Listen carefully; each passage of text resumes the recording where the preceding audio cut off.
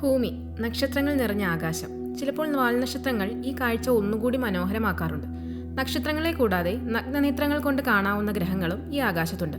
നമ്മൾ കാണുന്ന പല നക്ഷത്രങ്ങളുടെയും ആയിരക്കണക്കിനോ ലക്ഷക്കണക്കിനോ വർഷങ്ങൾ മുൻപുള്ള ദൃശ്യങ്ങളായിരിക്കും നമുക്കിപ്പോൾ ആകാശത്ത് ദൃശ്യമാകുന്നത്.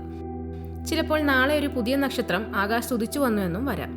മറ്റു ചിലപ്പോൾ ഇപ്പോൾ ഉള്ളതിലൊന്ന് ഇല്ലാതായി എന്ന് വരാം. എല്ലാ നക്ഷത്രങ്ങൾക്കും ജനനവും മരണവും ഉണ്ട്. അപ്പോൾ നമ്മുടെ സൂര്യനും ഇത് ബാധകമല്ലേ? അതായത് സൂര്യനും സൗരയൂഥവുമെല്ലാം ഇല്ലാതിരുന്നൊരു കാലം ഉണ്ടായിരുന്നു എന്ന് ചിന്തിക്കേണ്ടി വരില്ലേ? Welcome, it's info time.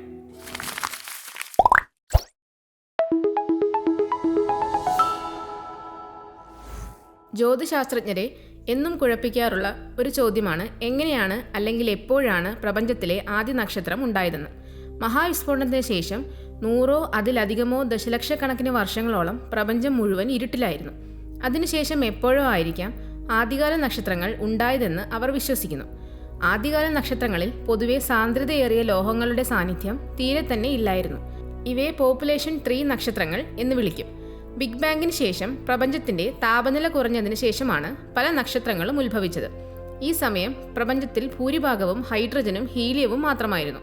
വളരെ കുറച്ച് മാത്രമായിരുന്നു ലിഥിയവും ബെറിലിയവും പോലെയുള്ള മറ്റു ലൈറ്റർ മൂലകങ്ങൾ ഉണ്ടായിരുന്നത്.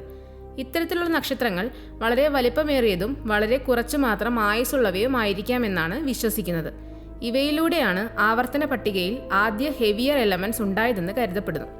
ഇവയൊക്കെ ഒന്നുകിൽ ബ്ലാക്ക് ഹോൾ ആയി തീരുകയോ അല്ലെങ്കിൽ സൂപ്പർനോവ വിസ്ഫോടനത്തിന് വിധേയമാവുകയോ ചെയ്തിട്ടുണ്ടാവാം. ഇവയുടെ നാശത്തിൽ നിന്നുണ്ടായ നക്ഷത്രങ്ങളിൽ കുറച്ചുകൂടി ലോഹങ്ങളുടെ സാന്നിധ്യം ഉണ്ടായിരുന്നു എന്ന് വിശ്വസിക്കുന്നു. ഇവയെ പോപ്പുലേഷൻ 2 നക്ഷത്രങ്ങൾ എന്ന് പറയും. ഇവയും പ്രപഞ്ചത്തിൽ വളരെ മുൻപ് തന്നെ ഉണ്ടായതാണ്. ഇത്തരത്തിൽ പോപ്പുലേഷൻ 3, പോപ്പുലേഷൻ 2 നക്ഷത്രങ്ങൾ അവശേഷിപ്പിച്ചു പോയ വാതകങ്ങളും പൊടിയും നിറഞ്ഞ മേഘപടലങ്ങളിൽ നിന്നാണ് സൗരയൂഥം ഉണ്ടായതെന്നാണ് വിശ്വസിക്കുന്നത്. ഏകദേശം 460 കോടി വർഷങ്ങൾ മുൻപ് സൂര്യന്റെ മാസിനേക്കാൾ 20% മാത്രം അധികം മാസുള്ള വാതകങ്ങളാൽ നിറഞ്ഞ ഒരു ഇന്റർസ്റ്റെല്ലാർ ക്ലൗഡ് മാത്രമായിരുന്നു സൗരയൂഥം. എന്നാൽ ഈ ഭാഗത്തെ സാന്ദ്രതയിലുള്ള വ്യതിയാനമോ അല്ലെങ്കിൽ സൂപ്പർനോവ ഷോക്ക് വേവ് പോലെയുള്ള ഘടകങ്ങളുടെ സ്വാധീനമോ ഒക്കെ ഇവിടെ പദാർത്ഥങ്ങൾ ഉരുണ്ടുകൂടുകയും ഈ ഭാഗം ഏകദേശം ഒരു ഗോളാകൃതി കൈവരിക്കുകയും ചെയ്തിട്ടുണ്ടാവാം. ഇതെല്ലാം ഗാലക്സിയുടെ കേന്ദ്രത്തിനെ ആധാരമാക്കി കറങ്ങിക്കൊണ്ടിരിക്കുകയാണ്. ഗാലക്സിയുടെ കേന്ദ്രത്തിനടുത്തുള്ള ഭാഗം വേഗം കൂടുതലും അകലെയുള്ളതിന് വേഗം കുറവുമായി വരുമ്പോൾ ഈ വാതകഗോളം ചുരുങ്ങാനിടവരും. ആംഗുലാർ മൊമെന്റം സംരക്ഷിക്കുവാൻ ഇത് ചുരുങ്ങുകയും ക്രമേണ ഗ്രാവിറ്റിയുടെ സ്വാധീനത്താൽ പരന്ന് ഒരു ഡിസ്ക് പോലെ ആവുകയും ചെയ്യും. കൂടുതൽ സാന്ദ്രത ഈ ഡിസ്കിന്റെ കേന്ദ്രത്തിലായിരിക്കും. ഉയർന്ന ഗതികോർജം താപനില ഉയർത്തുകയും തന്മൂലം ന്യൂക്ലിയർ ഫ്യൂഷൻ തുടങ്ങുകയും ചെയ്യും. ഇങ്ങനെ പ്രോട്ടോസ്റ്റാർ എന്ന് വിളിക്കുന്ന നക്ഷത്രത്തിന്റെ തുടക്കം ആരംഭിക്കുകയായി. ഏകദേശം സോളാർ സിസ്റ്റത്തിന്റെ 99% മാസ് കേന്ദ്രീകരിച്ചിരിക്കുന്ന സൂര്യൻ എന്ന നക്ഷത്രം ജന്മം കൊണ്ടത് ഇങ്ങനെയെന്നാണ് വിശ്വസിക്കുന്നത്. ബാക്കി അവശേഷിച്ച പദാർത്ഥങ്ങൾ പിന്നെയും ദശലക്ഷക്കണക്കിന് വർഷങ്ങൾ സൂര്യന് ചുറ്റും ഒരു ഡിസ്ക് പോലെ കറങ്ങിക്കൊണ്ടിരിക്കുന്നതിന് ശേഷമാണ് മറ്റു ഗ്രഹങ്ങൾ ഉണ്ടായത് എന്നാണ് കരുതപ്പെടുന്നത്. ആദ്യം രൂപപ്പെട്ട ഗ്രഹം വ്യാഴമാണെന്നാണ് കരുതുന്നത്. ഗ്രഹങ്ങളുടെ രൂപീകരണവുമായി ബന്ധപ്പെട്ട് ചില മോഡലുകൾ ശാസ്ത്രജ്ഞർ മുൻപോട്ട് വെക്കുന്നുണ്ട്. ഇതിൽ ഒന്നാമത്തേതാണ് കോർ അക്രീഷൻ മോഡൽ. ഇത് പ്രകാരം സൂര്യന് അടുത്തുള്ള പ്രദേശങ്ങളിൽ സോളാർ വിൻഡിന്റെ സ്വാധീനം മൂലം ഹൈഡ്രജൻ പോലെയുള്ള വാതകങ്ങളുടെ സാന്നിധ്യം വളരെ കുറവായി. ഭാരമേറിയതും പാറയുള്ളതുമായ വസ്തുക്കൾ മാത്രം അവശേഷിപ്പിക്കുകയും ഗുരുത്വാകർഷണം അവയെ കൂട്ടിച്ചേർക്കുകയും പാറകൾ നിറഞ്ഞ ഉപരിതലത്തിലുള്ള ഇന്നർ പ്ലാനറ്ററി സിസ്റ്റംസ് രൂപപ്പെടുകയും ചെയ്തു. എന്നാൽ കൂടുതൽ അകലെ സോളാർ വിൻഡിന് ഭാരം കുറഞ്ഞ മൂലകങ്ങളിൽ സ്വാധീനം കുറവായിരുന്നു. മാത്രമല്ല താപനില കുറഞ്ഞ ഈ മേഖലകളിൽ ജലം ഐസ് രൂപത്തിലാണ് ഉള്ളത്. ഇത് ചുറ്റുമുള്ള വാതകങ്ങൾ ആകർഷിക്കുകയും അങ്ങനെ ഗ്യാസ് ജെയിന്റുകളുടെ ജനനത്തിലേക്കും വഴിവെച്ചു.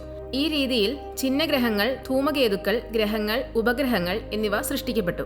ഇതിനെ സാധൂകരിക്കുന്ന ചില തെളിവുകൾ സൗരയൂഥത്തിന് പുറത്തുനിന്നും ലഭിച്ചിട്ടുണ്ട്.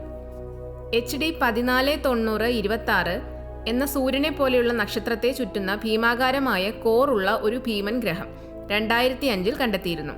ഇത്തരത്തിലുള്ള ഒരു ഗ്രഹത്തിന്റെ രൂപീകരണത്തെ വിശദീകരിക്കുവാൻ കോർ അക്രീഷൻ തിയറിയുടെ സഹായം വേണ്ടി വന്നത് ഈ തിയറിയുടെ പ്രാധാന്യം കൂട്ടുകയുണ്ടായി.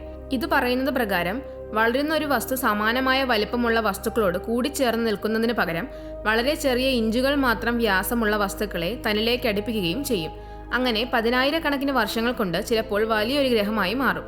പല ഗ്രഹങ്ങളുടെയും വലിപ്പ വ്യത്യാസങ്ങൾക്കുള്ള കാരണവും ഈ മോഡലിന് വിശദമാക്കാൻ സാധിച്ചിട്ടുണ്ടെന്നാണ് പറയുന്നത്.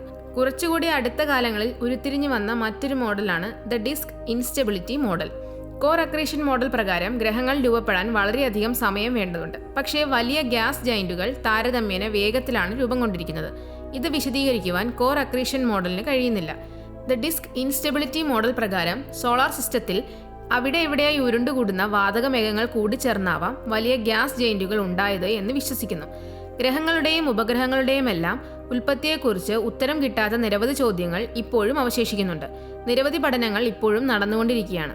പലപ്പോഴും ശാസ്ത്രജ്ഞരെ ഞെട്ടിപ്പിക്കുന്ന തരത്തിലുള്ള പല അറിവുകളും ഓരോ ദിവസവും ലഭിച്ചുകൊണ്ടിരിക്കുകയാണ്. അത്തരത്തിലൊന്നാണ് ഗ്രഹങ്ങളുടെ സ്ഥാനം സംബന്ധിച്ചുള്ള ഒന്ന്. ആദ്യം കരുതിയത് ഗ്രഹങ്ങളെല്ലാം ആദ്യം തന്നെ ഉണ്ടായ കാലം തൊട്ട് അവയുടെ ഭ്രമണപഥത്തിന്റെ സ്ഥാനം സ്ഥിരമായി തുടർന്നുകൊണ്ടിരിക്കുകയാണ് എന്നാണ്.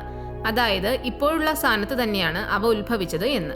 എന്നാൽ പിന്നീടുള്ള സൗരയൂഥത്തിന് പുറത്തുള്ള ഗ്രഹങ്ങളെ പഠിക്കുമ്പോൾ മനസ്സിലാകുന്നത് ഇവയുടെ ഭ്രമണപഥത്തിന് കാര്യമായ വ്യത്യാസം വരുന്നുണ്ട് എന്നാണ്. അതുപോലെ തന്നെ പലവിധ പരിണാമങ്ങളോടെയാണ് പല ഗ്രഹങ്ങളും ഇന്നുള്ള രൂപത്തിലെത്തിയതെന്നും അതിനെക്കുറിച്ചെല്ലാം വരും വീഡിയോകളിൽ പറയാം. ഇപ്പോൾ ഈ വീഡിയോ ഇഷ്ടമായെങ്കിൽ ലൈക്ക് ചെയ്യാനും ഷെയർ ചെയ്യാനും മറക്കല്ലേ. കൂടുതൽ അറിവുകൾക്കായി ചാനൽ സബ്സ്ക്രൈബ് കൂടി ചെയ്യുമല്ലോ. Thank you for watching. By.